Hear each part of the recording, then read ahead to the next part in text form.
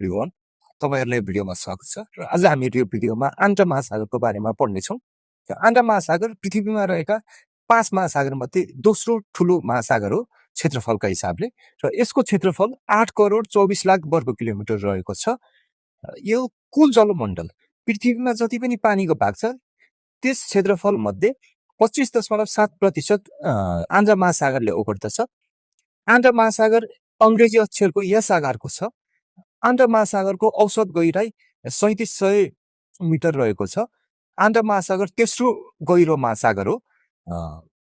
आन्टा महासागरको सबैभन्दा गहिरो भाग प्युर्टो डिप हो र यो 9200 मिटर गहिरो रहेको छ।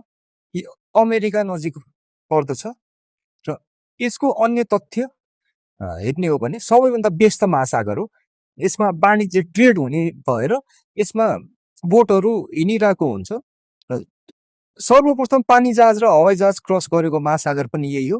यसमा सबैभन्दा ठुलो छाल हान्ने महासागर यो वेभहरू टाइडहरू सबैभन्दा ठुलो ठुलो हान्छ यसले।